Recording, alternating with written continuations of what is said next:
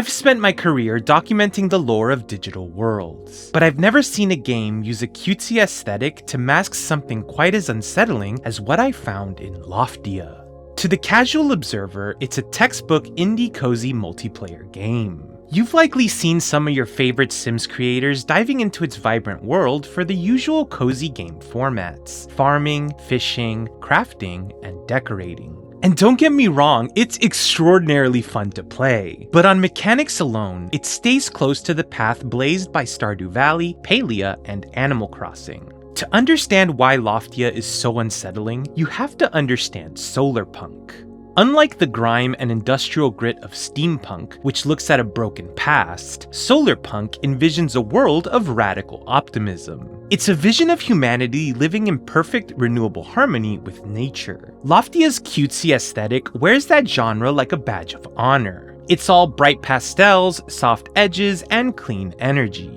But as you dive deeper into the game, you start to notice that the relentless optimism you're surrounded with is entirely false. Loftia holds secrets. Truths that are being carefully kept from you by people or creatures who might not be telling you the whole story. Full disclosure, I am an official Loftia partner. However, this isn't a sponsored ad and I'm not here to sell you a copy. Instead, I want to take a deep dive into what might be the most complex, enthralling lore I've ever encountered in a cozy game. So strap in, get comfortable, and let's uncover the dark truth of Loftia.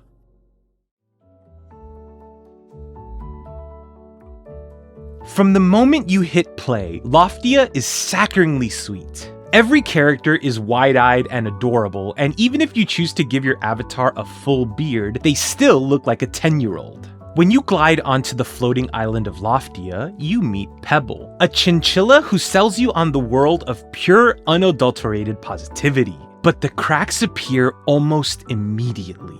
You're sent to help Milo at the scrapyard, cleaning up old tires and broken dishwashers, junk he claims is left over from the Uplift. He doesn't explain what that is, and when the entire island literally starts to shake, he tells you not to mind it. When the tremors hit again, Pebble doesn't just dismiss them, he gaslights you. He insists everything's fine and totally normal before the game pushes you right back to farming and crafting. The game is working overtime to distract you from what's actually happening, using the comfort of the cozy loop to hide the fact that your home is literally breaking apart. However, scattered around Loftia City are data pads that reveal the truth. These logs introduce us to Atlas and Herb, the original residents of the island. Herb speaks of a second chance, a desperate opportunity to finally live in harmony with the land.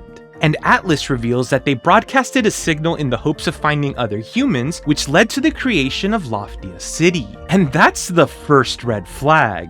The logs are littered with references to Old Earth, a place of vast cultures that now only exists in text. On its own, that confirms Loftia is post-apocalyptic, but it's so much worse than that. One specific log from Herb mentions that they've begun implementing farming techniques used by the ancient Inca Empire. Ironically, those are my ancestors, but more importantly, that mention is the smoking gun. This isn't some distant alien planet or a high fantasy realm. This is our Earth. The Uplift wasn't some metaphorical spiritual awakening. It was literal. The land was torn from the surface and suspended in the sky. And that means that somewhere, far beneath the clouds and the cutesy chinchillas, are the ruins of the world we left behind. Eventually, the tremors become impossible to ignore. When the ground literally cracks beneath your feet, the town pivots to the Protocol, a set of emergency procedures that sends you into the other districts. It's a chilling realization. The people of Loftia aren't panicked because they've done all this before. They're hauntingly used to the world breaking around them, yet they still refuse to tell you why. You're sent to the Hanging Gardens, and the time for following cutesy instructions is over. It's finally time to find out what's actually happening.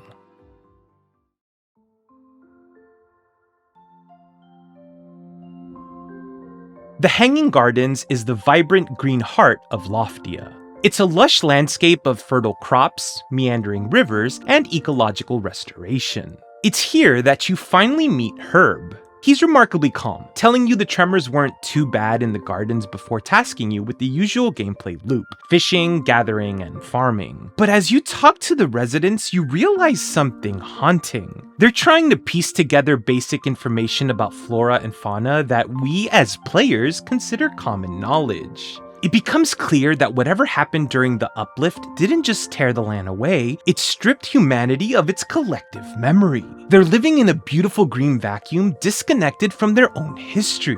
But there's a massive contradiction hidden in the text.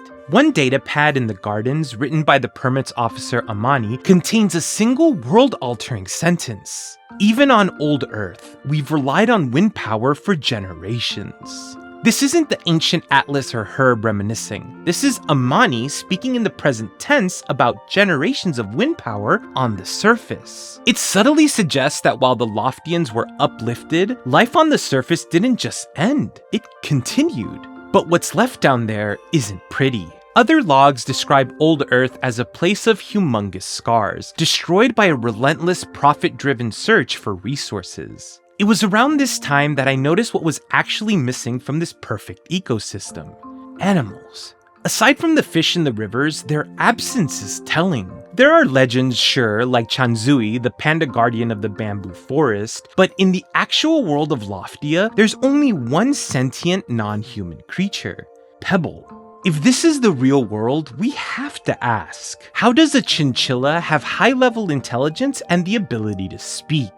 The answer is hidden in a datapad from Milo. He mentions finding a fuzzy alien creature he believed came from outer space. Pebble isn't a chinchilla, he's an extraterrestrial. And if Pebble's an alien, we have to fundamentally question his motives. Why is he so insistent on ignoring the tremors? Why is he gaslighting the residents into staying cozy while the world literally breaks apart? Is he protecting us, or is he not to be trusted? When you first meet Amani, she's confused as to why Pebble didn't tell you about the tremors. So it's pretty obvious something's not quite right with Pebble. But we'll come back to him, because after the gardens, Herb sends you to the final district to check on the status of the crisis. So it's finally time to head into Gridfalll.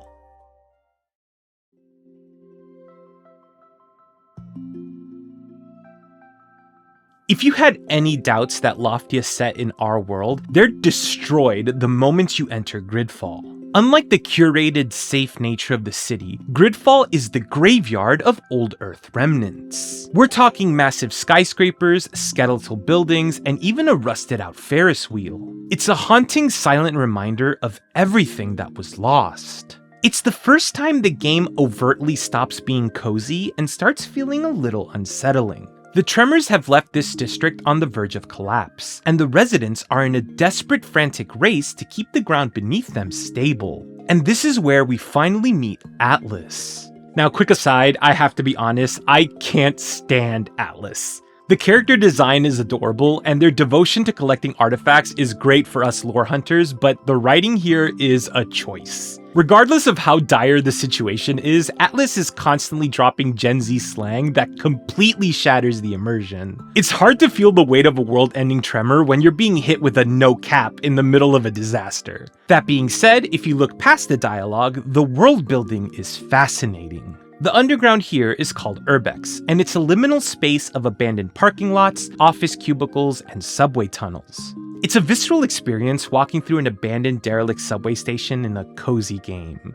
We're given even more proof that Loftia takes place in the real world as you find many copyright-free relics of our time such as Game Boys, Labubus, Tamagotchis, and Furbies. Atlas admits they're exploring these ruins to find out why the uplift happened in the first place, confirming that even the founders of Loftia are completely in the dark. And then it gets creepy. Atlas mentions that some residents can hear scratching sounds coming from behind the cave-ins. There's something alive down there. We also get a confusing answer to the trash problem. It's literally falling from the sky. Given that we're supposed to be above the old world, that opens a massive can of worms regarding the physics and the horizontal logic of this universe. Is there something above Loftia? After helping restore the columns keeping the district afloat, Milo reveals a clever, if temporary, solution: recycling old Earth artifacts into patches for the cracks. But that's when Pebble appears and drops a truth bomb. He wasn't just away during the crisis. He reveals he was searching the Urbex for his pet pals. In the process, he found something much worse.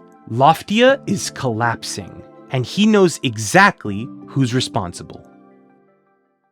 And that's where the beta ends. We're left with a mountain of questions that the game isn't ready to answer yet. What was the uplift? What does the surface of old Earth actually look like right now? And are there people still surviving down there in the scars? Where are the animals? And if they're trapped in the Urbex, are they even okay? Most importantly, what is Pebble? If he's an alien, can we actually trust his version of history? And will Atlas ever, for the love of everything, talk like an adult? The developers at Cloud Games have pulled off something rare here. They've built a world that is fundamentally easy to pick up. A game that, on the surface, is just a cozy escape. But if you start paying attention, there's a story here so deep and so complex that it rivals the biggest names in the genre. It uses the cozy genre not just as a style, but as a narrative tool to represent the complacency of a civilization that has forgotten its past. I'm genuinely excited to see where this goes, and you can be sure I'll be there to deconstruct it the second early access drops. Now, I know this is a departure from my usual Sims content, so if you enjoyed this deep dive, please let me know in the comments. I'd love to know if you want to see more Loftia lore on the channel. In the meantime, don't forget that I'm currently building a lore-accurate Sims 4 save file that places the game within the main Sims timeline. If you want to explore that world as it develops, check out the link to my Patreon. And to my existing patrons, thank you so much for your support. It really keeps me going. Oh, and if you want to watch me play Loftia and The Sims, make sure to catch me live at twitch.tv/mynameisGonz on Mondays, Wednesdays, and Fridays at 8 p.m. Eastern. Thank you so much for hanging out and geeking out with me today. And remember, stay cozy, stay safe, and I'll see you in the next one.